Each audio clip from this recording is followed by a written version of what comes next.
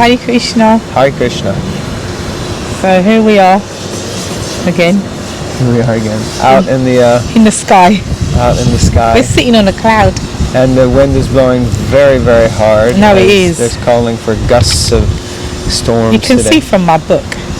Yeah. And you can see from my skirt, but you can't, which is a good thing, but it is flying up.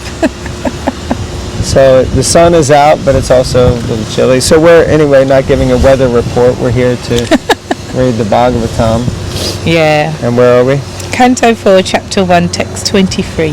Jai Om Namo Bhagavate Vasudevaya. Om Namo Bhagavate Vasudevaya. Om Namo Bhagavate Vasudevaya. Text 23. The sage was standing on one leg, but as soon as he saw that the three deities had appeared before him, he was so pleased to see them all together that despite great difficulty he approached them on one leg. It would be difficult if you approached them on one leg though. Well, hop along. Text 24.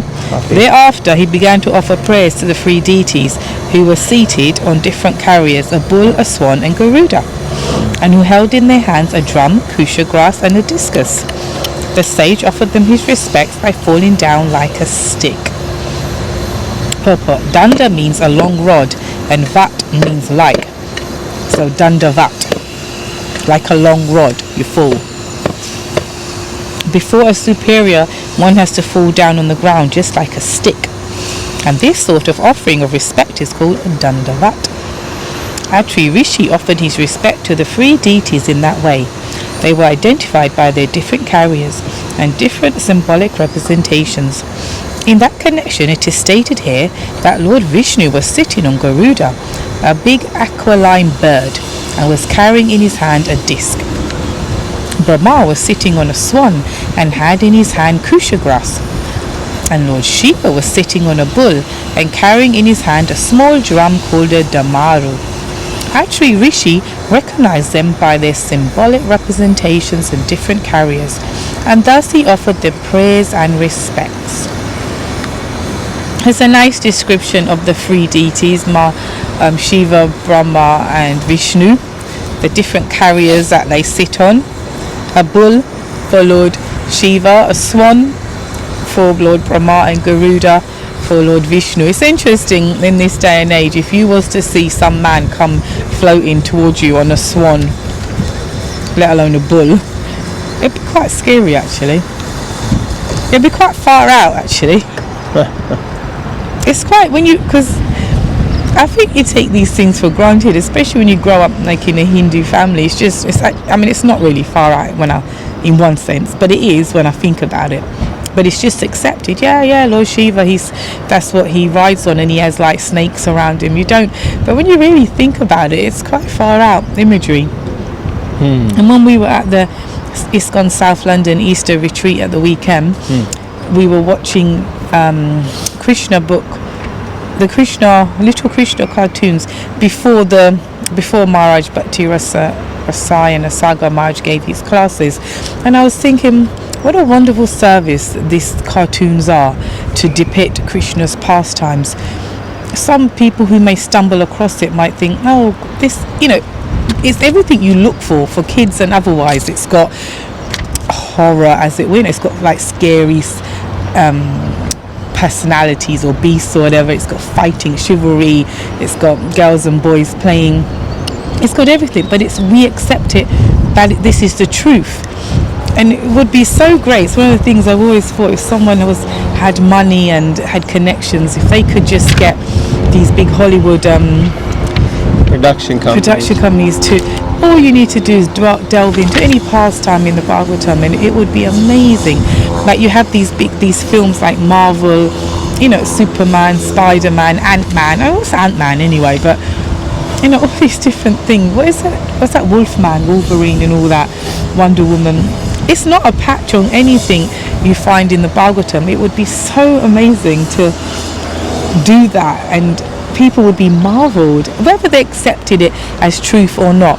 As we see, as Prabhupada teaches us, just to see the pastimes, to hear the pastimes, to read the pastimes, you get benefit. So whether and so some time or the other it will wear away the heart, stone-like heart, and they will get benefit. But it would be truly amazing if someone did that. And if you imagine this scene, you've got a sage on one leg, imagine it, and he's been standing there for 1,000 years, and then these three personalities are floating in the air in front of him, and the way they look, which is extraordinary anyway, all three of them, and they're sitting on these carriers, and the way they are, it would be pretty far out, wouldn't it?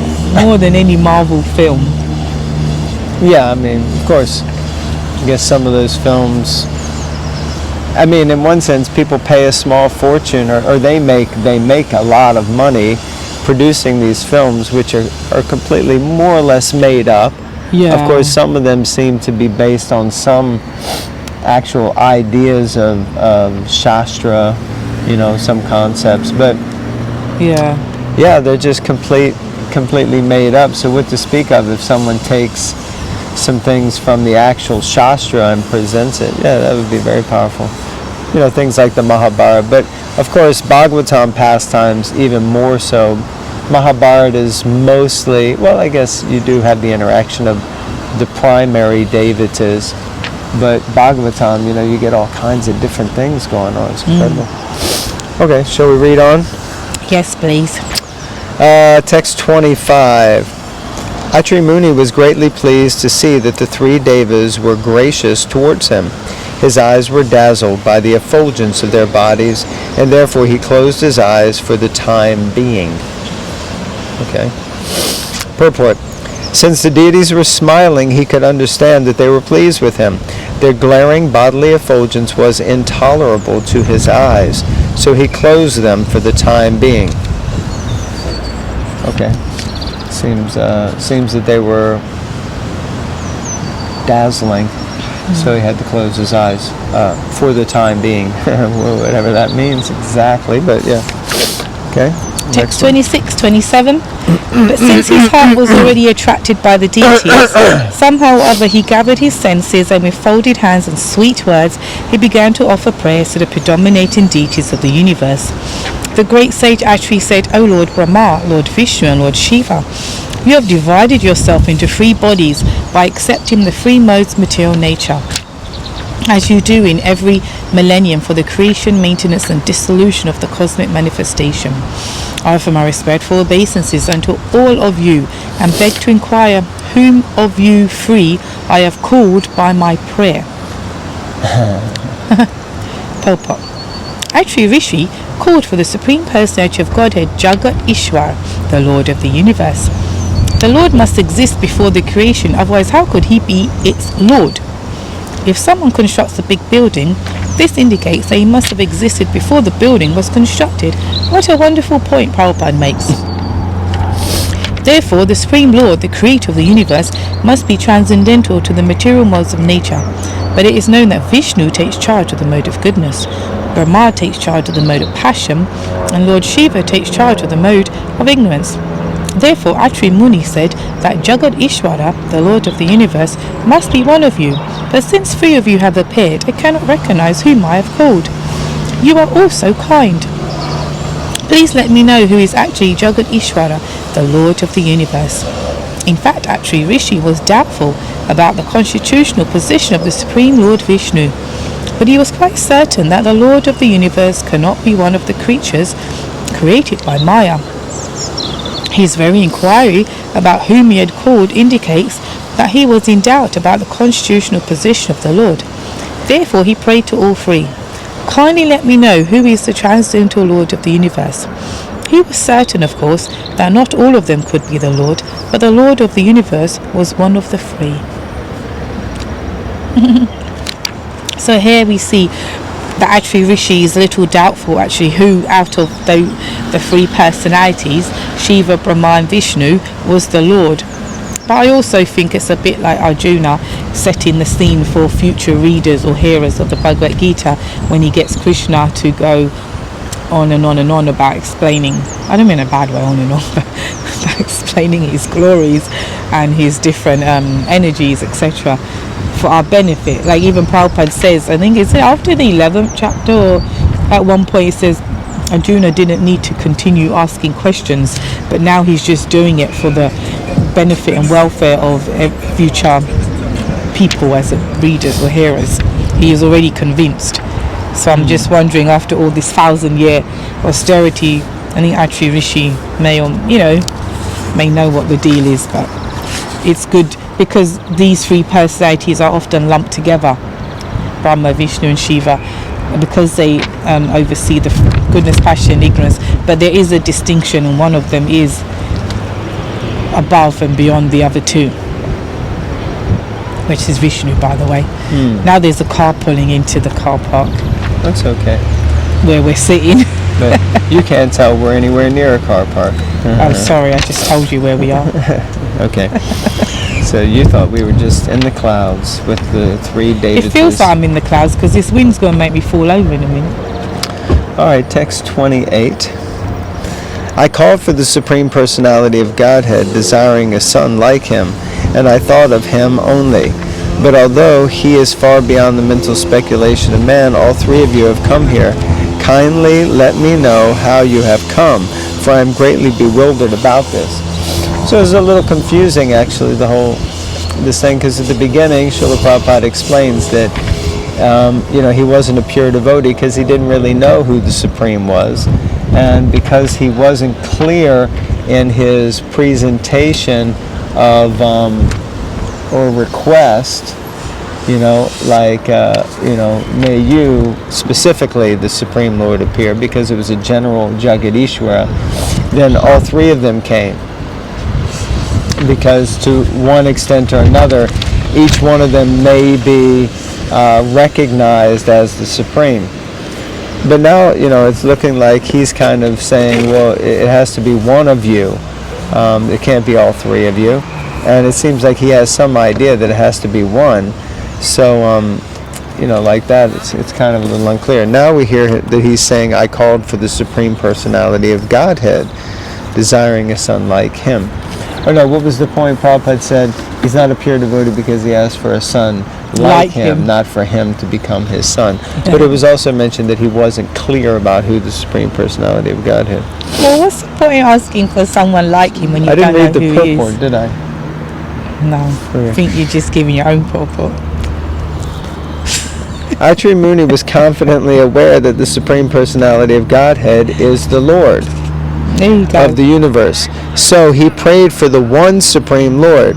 He was surprised, therefore, that three of them appeared. Okay, so I think we just... You got a 3-for-1. 3-for-1, when you go Tesco's and you get 3-for-1. Anyway, that's jokes. More reading.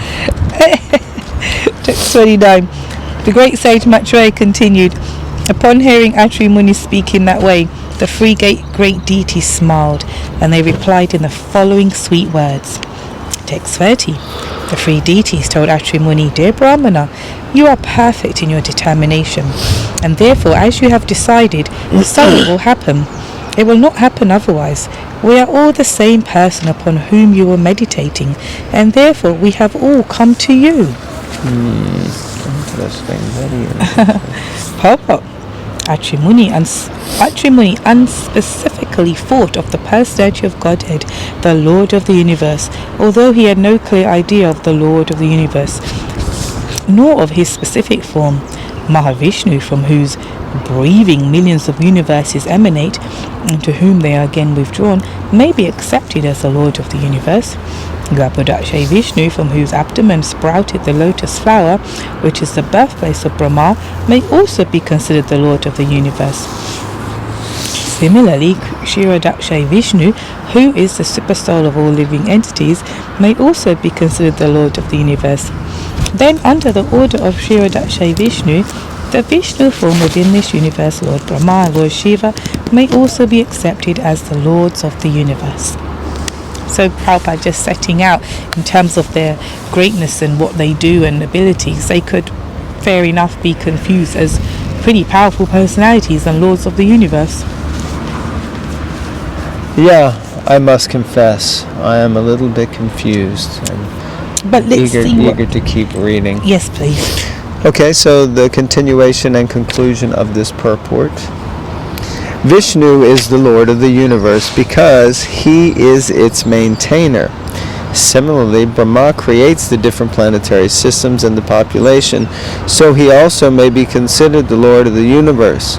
Or Lord Shiva, who is ultimately the destroyer of the universe, may also be considered its Lord. Okay, makes sense. Therefore, since Atri Muni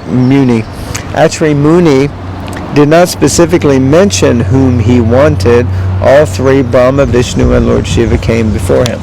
I mean, he said the Supreme Personality of Godhead. It just makes it confusing for everyone, right? And of course, we say that Krishna is the Supreme Personality of Godhead. So that terminology being used, because, okay, you might say, all right, Vishnu, but you certainly wouldn't necessarily refer to Lord Shiva or definitely not Brahma. But let's carry on reading. They said, quote, since you were thinking of having a son exactly like the Supreme Personality of Godhead, the Lord of the universe, your determination will be fulfilled, end quote. In other words, one's determination is fulfilled according to the strength of one's devotion. Interesting. I made a note on that from what I read before. Depending on our devotion, our desire or determination will be fulfilled. So the strength of our devotion is what determines whether something manifests or not, that we want to manifest. As stated in the Gita 9.25, Yanti Deva Brata Devan Pitrin Yanti Pitra Vrataha. If one is attached to a particular demigod, one is promoted to the abode of that demigod. If one is attached to the Pitas or forefathers, one is promoted to their planet. And similarly, if one is attached to the Supreme Personality of Godhead, Krishna, one is promoted to the abode of Lord Krishna. Atri Muni had no clear conception of the Lord of the universe. Therefore, the three presiding deities, who are actually the lords of the universe and the three departments of the modes of nature, all came before him. Now, according to the strength of his determination for a son, his desire would be fulfilled by the grace of the Lord. So now Prabhupada quotes this verse, that if one has faith in this, one goes to that planet, the planet of the forefathers, or the planet of the demigods, or the planets of the demons. And if one has faith in the Lord, then one goes there. I guess the point that I'm getting here is that it seems that what's being alluded to is the fact that even though Atri Muni said, I want a son who is like the Supreme Personality of Godhead, within his own mind, his own conceptual visualization was very much not clear. So he wasn't sure who the Supreme Lord was. And maybe he was hoping that just by putting it out there into the universe, I want a son like the Supreme Personality of Godhead, it would become revealed. But then all three of these exalted personalities, who could be considered in their own right the Supreme, or Jagadishwara, manifested. Okay. Want to call it a day? Yeah, I might blow away. All right. So we'll stop here. Thank you all very much for tuning in. Yeah, thank you. And please remember to like, comment, subscribe, and share. And read the Srimad Bhagavatam. Be happy. First and foremost. And be happy, yeah. Or you can read it and be miserable if you like. But that might not have the same effect. Okay, Hare Krishna. Hare Krishna, everyone. Grant Srimad Bhagavatam ki. Guy.